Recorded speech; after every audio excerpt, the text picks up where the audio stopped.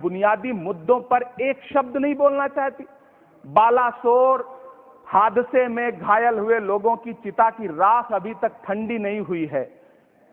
वंदे भारत के video post करने वाली ये सरकार कभी भारत की जनरल डिब्बों की, रेलवे के स्लीपर क्लास डिब्बों की वीडियो अगर पोस्ट करे ट्विटर पे तब समझ में आए। बिहार से, इलाहाबाद से, लखनऊ से दिल्ली आने वाली, मुंबई जाने वाली ट्रेनें देख लीजिए, उनकी हालत देख लीजिए, तो आपको लगेगा कि ये वही ट्रेनें हैं। आज स्थिति ये है कि रेलवे स्टेशन तो छोड़िए, रनवे पर खाना खिला रही हैं आपकी प्राइवेट एयरलाइंस। अभी आपने जुर्माना लगाया है, नोटिस दिया है एक एयरलाइंस को। यह स्थिति आपने करके रख दी है ट्रेनों की, एयरलाइंस की।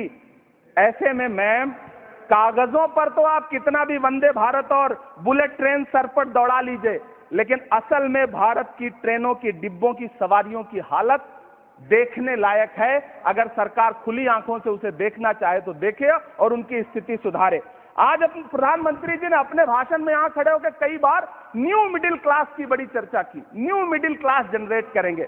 लेकिन मैं तो यहां खड़ा होकर के सरकार से कहना चाहता हूं कि न्यू मिडिल क्लास का जुमला अपने पास रखिए। ये बताइए कि जो पुराना मिडिल क्लास है उसके साथ आप कैसा व्यवहार कर रहे हैं। आज उसकी स्थिति क्या है। आप अमीरों के कर्जे माफ कर रहे हैं, उद्योगपतियों के कर्जे माफ कर रहे हैं, और यहां स्थिति यह हो गई है कि जो मिडिल क्लास, उसकी जो रोजमर्रा की जरूरत की चीजें हैं उस तक पर आपने जीएसटी लगा रखी है। आप फिल्में टैक्स फ्री करते हैं, लेकिन स्टूडेंट्स के प्रतियोगी परीक्षाओं के फॉर्म की फीस नहीं माफ कर सकते। आपको बाकी जगहों पर टैक्स लेना है, हर जगह टैक्स लेना है। मिडिल क्लास से आपका कोई रिश्ता नहीं। मिडिल क्लास तो आपसे कह रहा है कि मोहब्बत, भाईचारे के दीवाने दिन ही लौटा दो, वो सस्ती दाल सब्जी के सुहाने दिन ही लौटा दो। ये अच्छे दिन तो अंबानी अडानी को मुबारक हो, हमें ऐसा करो साहब, पुराने दिन ही लौटा दो। वो पुराने दिन जो बहुत अच्छे थे, वो पुराने दिन जहां लोग एक दूसरे से मिलजुल करके रहते थे। मैम, इलाहाबाद, दिल्ली, कोटा जैसे शहरों में छोटे छोटे कमरों में अभावों के साथ पढ़ाई कर रहे युवा किताबों के साथ गल चुके हैं। उनके हिस्से अधेड़ अवस्था तो आई है, लेकिन नौकरी और रोजगार नहीं आया।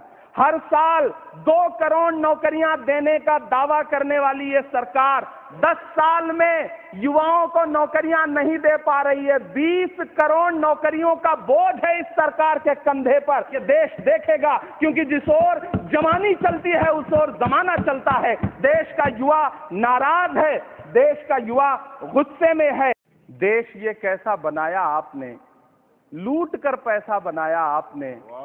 देखिए, जलते दिए भी बुझ गए, अजब दीपक राग गाया आपने। तुम्हारी फाइलों में गांव का मौसम गुलाबी है, मगर ये आंकड़े झूठे हैं, ये दावा किताबी है। नौकरी मांगने वाले नौजवानों पर लाठियां बरसाने वालों, आपने इस बजट में युवाओं को क्या दिया। आपने पुरानी पेंशन बहाली की मांग करने वालों को क्या दिया। सालों से अपने लिए छत तलाश रहे लोगों को आपने इस बजट में क्या दिया।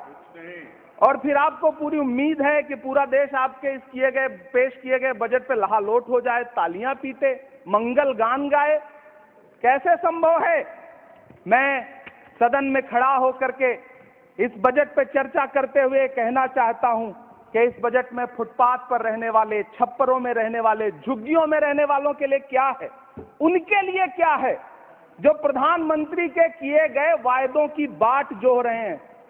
कौन बताएगा कि 2022 में प्रधानमंत्री जी जो सबको पक्का मकान देने वाला वायदा किए थे उसका क्या हुआ।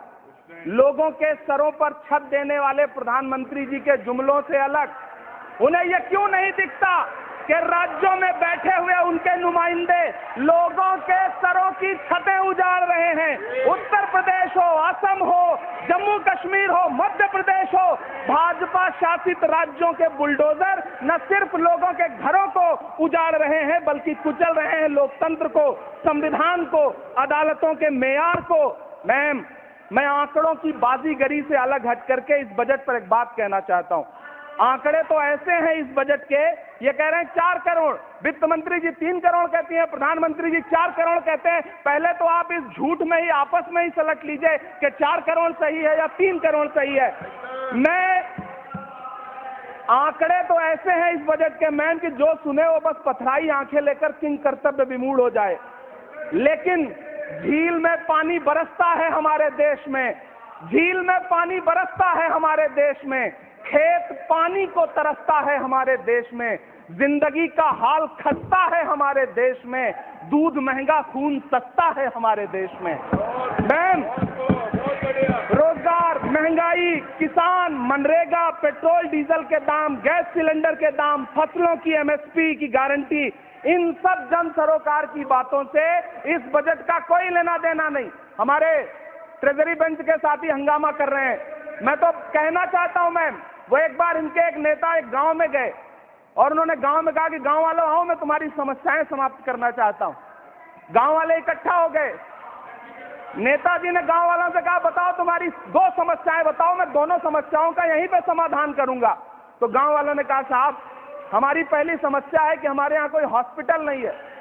तो नेताजी ने मोबाइल निकाला, कहीं फोन मिलाया और मिला के फोन पे पता नहीं क्या कुछ कहा कि यहाँ गांव में हॉस्पिटल नहीं है, हॉस्पिटल तुरंत, यहाँ हॉस्पिटल चाहिए। गांव वाले खुश हो गए कि 1 मिनट में यहाँ हॉस्पिटल आ रहा है। अगली समस्या के बारे में उन्होंने, नेताजी ने गांव वालों से कहा कि मैंने आपकी पहली समस्या समाप्त कर दी, दूसरी समस्या बताओ। तो गांव वालों ने कहा, साहब इस गांव में कोई भी मोबाइल का नेटवर्क ही नहीं है। ये है इनके काम करने का तरीका, ये है झूठ बोलने का तरीका। इन्होंने वायदे किए बड़े बड़े, जो 10 साल के इनके वायदे हैं, मैं उनके बारे में बात करूंगा। वायदों से ज्यादा इनके नारों पे बात करूंगा। पहला नारा था, बहुत हुई महंगाई की मार, अब की बार मोदी सरकार। आइए इस नारे की समीक्षा करते हैं। पेट्रोल, डीजल, गैस, ये तो बड़ी बड़ी बातें हैं। आटा, चावल, दूध, दही, पनीर, छाछ, सब चीज पे जीएसटी। अरे ये फिल्में टैक्स फ्री करने वाले लोग कफन तक पर जीएसटी लगा रहे हैं और ये गरीबों की बात करते हैं। मैम, ये सरकार झूठ की सरकार है। ये सरकार के जितने दावे हैं सब खोखले हैं। आज प्रधानमंत्री जी कह रहे थे सबका साथ सबका विकास। ये कैसा सबका साथ सबका विकास है कि मौलाना आजाद नेशनल फेलोशिप आपने बंद कर दी, आपने माइनॉरिटी डिपार्टमेंट का बजट घटा दिया। आप कह रहे हैं सबका साथ सबका विकास, आप बात करते हैं बेटी बचाओ बेटी पढ़ाओ। हमारी आंखें हाथरस से लेकर, कठुआ से लेकर के और देश की जंतर मंतर की सड़क वो देख रहे हैं, जो हमारी ओलंपिक पदक लाने वाली बेटियों को प्रधानमंत्री की चौखट पे अपना मेडल रख देना पड़ रहा है। इससे शर्मनाक क्या हो सकता है। मैम, कृषि विकास दर जो 2014 में 4.6% थी, इस वर्ष गिरकर 1.8 कैसे हो गई? क्यों हर दिन 31 किसान आत्महत्या करने को मजबूर हैं? ये सरकार उन पर क्यों बात नहीं करती? कीमत तो बहुत बढ़ गई शहरों में धान की, लेकिन विदा न हो सकी बेटी किसान की। मौका मिला तो लोगों ने कुर्सी के वास्ते तस्वीर ही बिगाड़ दी हिंदुस्तान की, और आज बड़ी बड़ी बातें कर रहे हैं। मैं यहां पर आपसे खड़ा होकर के मैं अंत में इतना कहना चाह रहा हूं कि वित्त मंत्री जी ने बजट में ट्रेनों के डिब्बे को वंदे भारत कोच में बदलने का एक प्रस्ताव रखा अपने भाषण में। ठीक है, ये सुनने में कानों को बहुत अच्छा लगता है, लेकिन मैम, ये सरकार ट्रेनों की सुरक्षा के बुनियादी मुद्दों पर एक शब्द नहीं बोलना चाहती। बालासोर हादसे में घायल हुए लोगों की चिता की राख अभी तक ठंडी नहीं हुई है। वंदे भारत के वीडियो पोस्ट करने वाली ये सरकार कभी भारत की जनरल डिब्बों की, रेलवे के स्लीपर क्लास डिब्बों की वीडियो अगर पोस्ट करे ट्विटर पे, तब समझ में आए। बिहार से, इलाहाबाद से, लखनऊ से दिल्ली आने वाली, मुंबई जाने वाली ट्रेनें देख लीजिए, उनकी हालत देख लीजिए, तो आपको लगेगा कि ये वही ट्रेनें हैं। आज स्थिति ये है कि रेलवे स्टेशन तो छोड़िए, रनवे पर खाना खिला रही हैं आपकी प्राइवेट एयरलाइंस। अभी आपने जुर्माना लगाया है, नोटिस दिया है एक एयरलाइंस को। यह स्थिति आपने करके रख दी है ट्रेनों की, एयरलाइंस की। ऐसे में मैम, कागजों पर तो आप कितना भी वंदे भारत और बुलेट ट्रेन सर पर दौड़ा लीजिए, लेकिन असल में भारत की ट्रेनों की डिब्बों की सवारियों की हालत देखने लायक है। अगर सरकार खुली आंखों से उसे देखना चाहे तो देखे और उनकी स्थिति सुधारे। आज प्रधानमंत्री जी ने अपने भाषण में यहां खड़े होकर कई बार न्यू मिडिल क्लास की बड़ी चर्चा की, न्यू मिडिल क्लास जनरेट करेंगे।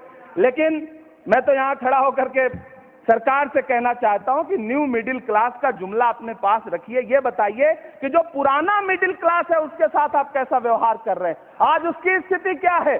आप अमीरों के कर्जे माफ कर रहे हैं, उद्योगपतियों के कर्जे माफ कर रहे हैं, और यहां स्थिति यह हो गई है कि जो मिडिल क्लास, उसकी जो रोजमर्रा की जरूरत की चीजें हैं उस तक पर आपने जीएसटी लगा रखी है। आप फिल्में टैक्स फ्री करते हैं, लेकिन स्टूडेंट्स के प्रतियोगी परीक्षाओं के फॉर्म की फीस नहीं माफ कर सकते।